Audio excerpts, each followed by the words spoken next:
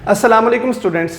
आज का हमारा टॉपिक है वेपर प्रेशर की डिटर्मिनेशन का मेथड। हमारे सिलेबस में जो वेपर प्रेशर की डिटर्मिनेशन का मेथड है वो मानोमेट्रिक मेथड है, जिसे static method of vapour pressure determination of vapour pressure भी कहा जाता है। तो जो हमारे सिलेबस में दूसरा मेथड जो कि गिवन नहीं है उसे डायनामिक मेथड कहते हैं, वो वेपर प्रेशर की डिटर्मिनेशन में इस्तेमाल होता है। लेकिन हम चूंकि हमारे सिलेबस में जो गिवन है उसी के बारे में डिस्कस करेंगे। तो वेपर प्रेशर की डेफिनेशन आपको क्लियर होनी चाहिए, जो कि हमने लास्ट वीडियो में पढ़ी हुई है।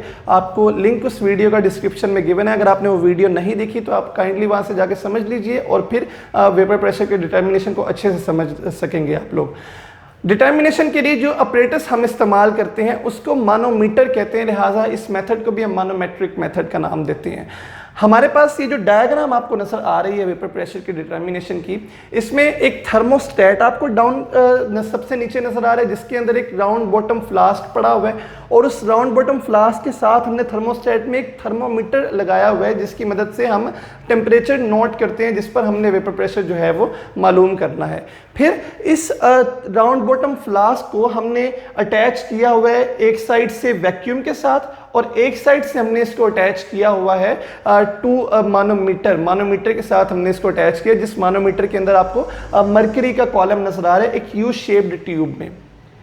तो ये जो हमारे पास थर्मामीटर इसमें पड़ा हुआ है, इसकी लॉजिक क्या है? क्योंकि हम जानते हैं कि जैसे हम टेम्परेचर को बदलें वेपर प्रेशर भी लिक्विड का चेंज हो जाता है, इसलिए हम कहते हैं कि हमें टेम्परेचर के एक ही टेम्परेचर पर वेपर प्रेशर की वैल्यू मालूम करनी है। अगर हम डिफरेंट टेम्परेचर पर मालूम करेंगे तो वेपर प्रेशर भी डिफरेंट होगा, लिहाजा ड्यूरिंग द डिटर्मिनेशन जो वेपर प्रेशर टेम्परेचर है वो सेम होना चाहिए, इसलिए हम थर्मोस्टेट का इस्तेमाल करें। आप जानते हैं स्टेट का मतलब स्टैटिक होता है, जिसका मतलब है रुका हुआ, और थर्मो का मतलब होता है हीट, इसका मतलब temperature during the determination static होगा, तो थर्मोस्टेट हम इसलिए इस्तेमाल करते हैं। अब वेपर प्रेशर के डिटर्मिनेशन के लिए जो प्रोसीजर फॉलो करते हैं वो क्या है? सबसे पहले आपने क्या करना है कि आपने उस फ्लास्क के अंदर, राउंड बॉटम फ्लास्क के अंदर लिक्विड ले लेना है, जिसका आपने वेपर प्रेशर जो है वो मालूम करना है। अब उस लिक्विड को हमने सबसे पहले फ्रीज करना है। जैसे ही हम उस लिक्विड को फ्रीज करेंगे तो उसके ऊपर जो एयर मौजूद है उसको वैक्यूम से खींचकर बाहर निकाल लिया जाएगा, ताकि वो जो लिक्विड की एयर थी वो ख़त्म हो जाए उसके ऊपर से मुकम्मल तौर पे। लेकिन अब वो जो लिक्विड फ्रीज हुआ है उसके अंदर भी तो एयर थोड़ी सी ट्रैप हुई होगी, तो हम क्या करेंगे, हम उस लिक्विड को मेल्ट करेंगे, उस फ्लास्क के अंदर मौजूद सॉलिड लिक्विड को फिर से मेल्ट करेंगे। जब वो मेल्ट हो जाएगा तो उसमें से जो एयर होगी वो बाहर आना शुरू हो जाएगी, जिसको हम दोबारा से फ्रीज करके एयर को बाहर निकाल लेंगे। ये प्रोसीजर हम 2 से 4 बार फॉलो करते हैं, ताकि जितनी भी एयर लिक्विड के अंदर मौजूद है वो सारी की सारी वैक्यूम करके बाहर निकाल ली जाए, और लिक्विड के अंदर कोई हवा मौजूद ना हो, कोई और गैस अगर इसके अंदर मौजूद थी तो वो मौजूद ना रही हो। तो इसलिए हम इस प्रोसीजर को फॉलो करते हैं। अब आपने क्या करना है कि आपने इस लिक्विड को हीट अप करना है, और हीट अप करने से आपने टेम्परेचर नोट करना है कि जिस टेम्परेचर पर आपने वेपर प्रेशर मालूम करना है थर्मोस्टेट के अंदर, वो टेम्परेचर आपने थर्मामीटर का जो है वो मालूम कर लेना है। अब वो जो थर्मोस्टेट में थर्मामीटर का टेम्परेचर मालूम हो, उस टेम्परेचर पर हमने वेपर प्रेशर मालूम करना होगा। क्या कि आपने जब उस वैक्यूम लिक्विड में से एयर को निकाला था तो आपने लिक्विड में से एयर को निकाल के उस वैक्यूम के जो टैप था उसको क्लोज कर दिया, ताकि मजीद कोई एयर लिक्विड के अंदर जा ना सके।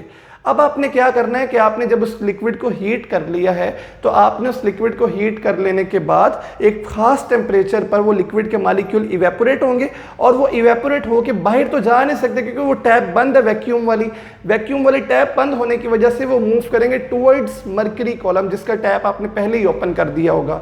अब वो जब मरकरी कॉलम यानी मानोमीटर की तरफ मूव करेंगे तो उस तरफ मूव करते करते वो मरकरी के कॉलम को प्रेस करेंगे। जो लिक्विड के मॉलिक्यूल इवेपोरेट हुए हैं वो सारे के सारे वहां पे मौजूद हैं, वो मूव करते करते प्रेशर लगाएंगे मरकरी के कॉलम पे।